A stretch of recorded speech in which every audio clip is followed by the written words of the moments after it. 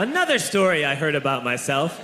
This one happened in high school. We had this teacher in high school whose kid went to our high school. His name was Mr. McNamara, and his son, Jake McNamara, went to our high school. He was a sophomore when I was a senior, so he was 2 years behind me. And Mr. McNamara was an asshole. And one weekend, he and his wife decided to leave town, which you should never do if you're an asshole. And Jake McNamara decided to throw a party at the teacher's house. Hooray! And everyone around town heard about it, and we all got up individually and thought, okay, let's go over there and destroy the place. I walked into this party, everyone I had ever met was there, and everyone was drinking like it was the end of the world. People were drinking like it was the Civil War and a doctor was coming to saw our legs off. It was totally unsupervised. We were like dogs without horses. We were running wild. I walked down to the basement. They had a pool table in the basement. One dude took a running start and threw his body onto the pool table and broke it in half.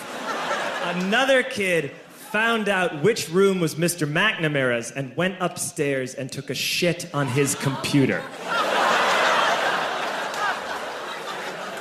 So the party was going great.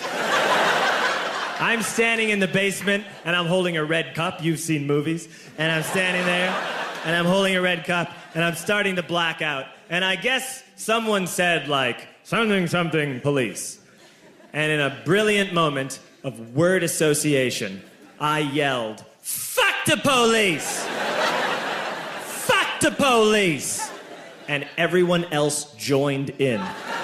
100 drunk white children yelling, fuck the police.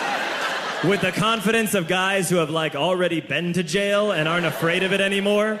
You know, that, like, I'll serve my nickel, you come and take me confidence. But white children.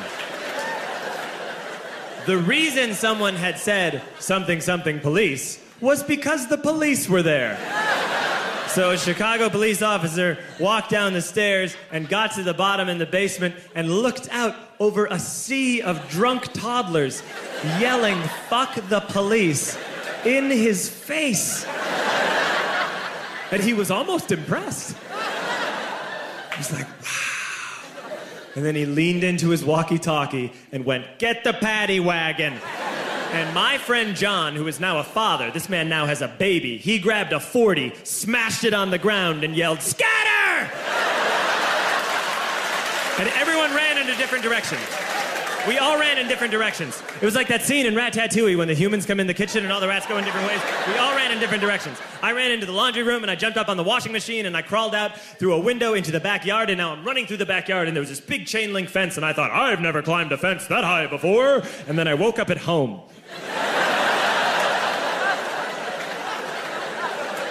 On Monday, I went to school because that's what we did back then. And I'm walking into the school building, and who do I see but Jake McNamara?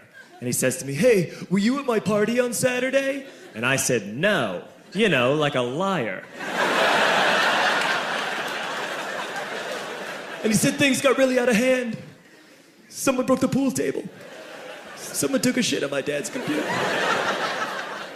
But the worst thing, he says, the worst thing is that someone stole these old antique photos of my grandmother, and my parents are freaking out about it. And I had that thought that only blackout drunks and Steve Urkel can have.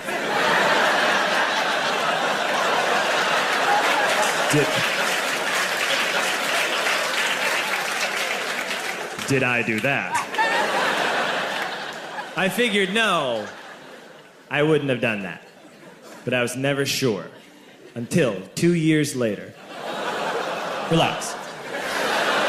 I'm playing video games with this kid named Alex that we also went to high school with. 2 years later, we've graduated by now. We're playing video games for a couple hours. And then Alex says to me, hey, come here, I want to show you something.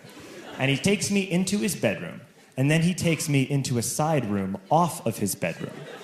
Never a good thing to have. And he shows me a tiny room that is covered wall to wall in stolen antique photos from different people's parties over the years.